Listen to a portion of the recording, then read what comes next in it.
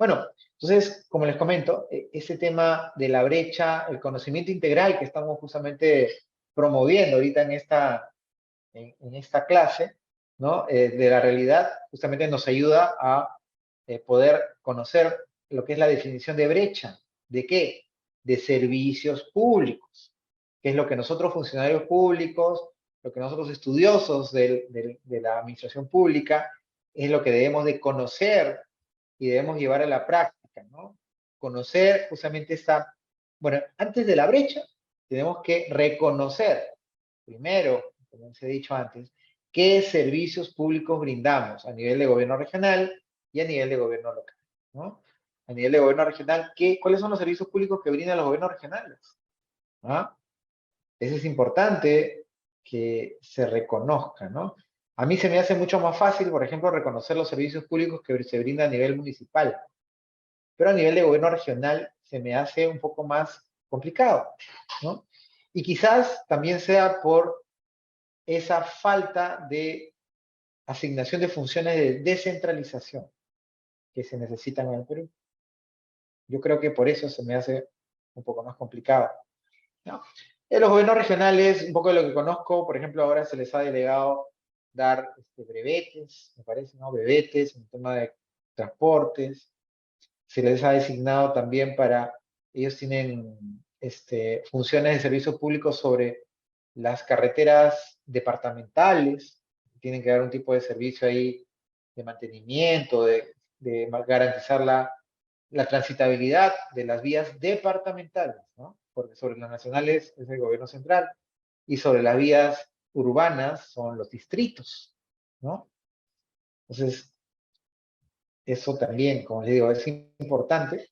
Y en el marco de este esquema que les estoy planteando de descentralización real, efectiva, eficiente, bajo conceptos de técnicos, por ejemplo, en la Constitución peruana, eso voy a contarles en ese momento, en la Constitución peruana, en la parte económica, de la parte económica de la Constitución peruana, el artículo número 60, tenemos un principio muy importante, muy interesante de la gestión pública, que se llama la subsidiariedad, ¿ya? En el marco del artículo 60 de la Constitución Política del Perú, estemos o no estemos de acuerdo, bueno, es la Constitución vigente, el principio de subsidiariedad indica que el Estado solamente puede hacer actividad económica en donde el privado no lo hace, ¿ya? Ese es el principio de la Constitución del 60.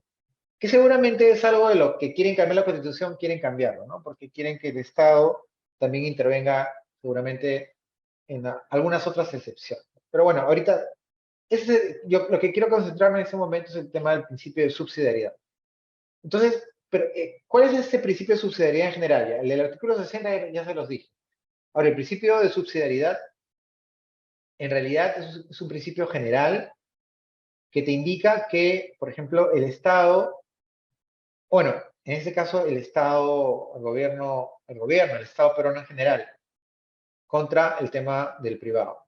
Pero el principio de subsidiariedad también puede ser utilizado para el tema de funciones a nivel de gobierno central, gobierno regional y gobierno local o distrital. Por ejemplo, este principio de subsidiariedad puede ser el principio o uno de los principios más importantes para un esquema de descentralización real de las funciones de los tres niveles de gobierno del Estado peruano, ¿no? ¿Cómo, cuál es mi propuesta, por ejemplo, de este principio de subsidiariedad? Yo lo enunciaría de la siguiente manera, ¿de acuerdo? Entonces, en el marco de la descentralización del Perú, ¿de acuerdo? El principio de subsidiariedad debería decir que las funciones descentralizadas las debe de realizar el nivel de gobierno que esté en la mejor capacidad económica, geográfica y de expertise para hacerlo frente a otro nivel de gobierno. ¿A qué quiero decir con esto? Por ejemplo, un servicio público, a ver, el tema de la... Ya, voy a dar un extremo, un ejemplo extremo, ¿ya? De un servicio que lo da, por ejemplo, una municipalidad. O sea, el servicio, por ejemplo, de nupcias, cuando se casan dos personas, ¿de acuerdo? Debería ser hecho por quién, y siempre por la municipalidad. ¿Por qué? Porque es la autoridad local la que conoce los domicilios, la que puede comprobar, digamos, que viven en la localidad, que cumplen los requisitos familiares, qué sé yo, que se piden para este tipo de función de unión de las parejas. No lo podría hacer el gobierno regional y menos lo debería hacer el gobierno nacional, porque no está cerca geográfica, no tiene las condiciones, no tiene las personas, no tiene la expertise para hacerlo, ¿no? Ya, eso un ejemplo extremo para algo que ya sucede. Ahora, para las otras funciones que el Estado central no descentraliza, se tendría que hacer ese análisis uno por uno, ¿de acuerdo? Y darte cuenta si estas funciones que actualmente tiene el Estado central mejor lo podría hacer de una manera mejor, de manera objetiva, ¿de acuerdo? Real, económica, por cercanías, por experiencia, por temas objetivos, si lo podría hacer mejor el gobierno regional o si lo podría hacer mejor el gobierno local. De tal manera de generar de manera técnica, de manera real, una descentralización que justamente logre que todos los peruanos en todas partes del Perú puedan tener actividades de gobierno asociadas y ser, digamos, lo más eficiente, ¿no? No tengamos que estar moviéndonos todos a Lima, todos a la capital departamental, todos a la capital provincial. No, hay cosas que se pueden hacer en sus propios distritos, en sus propias provincias, en sus propias capitales departamentales, que no necesariamente impliquen movimientos hacia Lima. ¿De acuerdo? Hay muchas cosas, queridos alumnos, ¿eh? Por ejemplo, ya se dan cuenta, ya estamos haciendo una clase bien práctica ahorita de planeamiento y acciones estratégicas importantes con propuestas reales, ¿de acuerdo? Si estuviera en el gobierno, estaría implementando lo que les estoy diciendo, ¿no?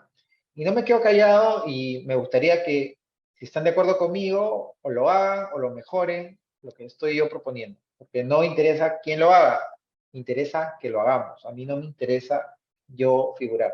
Me interesa de que estos temas puedan realizarse para que como peruanos tengamos una mejor calidad de vida, ¿no? Importante. A ver, ahora, esta famosa brecha, ¿no? La brecha de la provisión de los servicios, ¿no? La brecha en la provisión de bienes y servicios públicos se define como la diferencia entre la oferta optimizada del servicio versus la demanda actual del servicio público a una fecha determinada y en un ámbito geográfico determinado, ¿no? Para poder justamente, luego de que se hace este análisis de brecha de servicio público, determinar, ¿no? O realizar actividades, acciones para cerrar esa brecha de servicio público, ¿no? Entonces, la oferta optimizada del servicio, ¿qué quiere decir? Que si hay que determinar, hay que hacer un diagnóstico. ¿Recuerdan? Lo primero que tenemos que hacer para hacer determinación de brechas, lo primero es hacer el diagnóstico, ¿ya? ¿Y cuál sería el diagnóstico? Primero, el diagnóstico de infraestructuras, de la oferta, del servicio que estamos analizando. Si existe o no existe infraestructura en ese ámbito geográfico.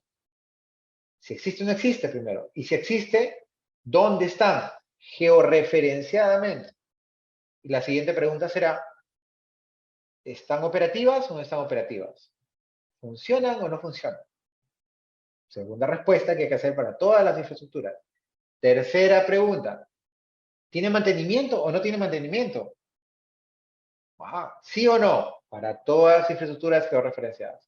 Cuarta pregunta, ese mantenimiento, en el caso de los que dijeron que sí, ¿es bueno, regular o malo, ¿no? Y quinta pregunta, ahí podemos seguir, ¿no? Para hacer un adecuado diagnóstico que nos va a ayudar a hacer este diagnóstico, ¿de acuerdo?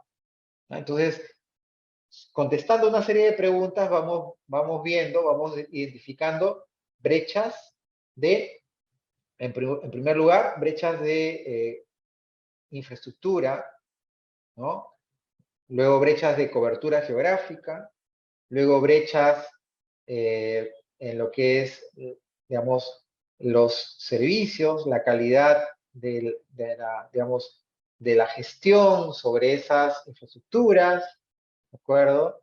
Esa calidad de gestión se va a ver si hay mantenimiento o no hay mantenimiento, cobertura o no hay cobertura, si el mantenimiento es bueno, regular o malo. Vamos entrando y vamos conociendo las problemáticas de cada una de estas.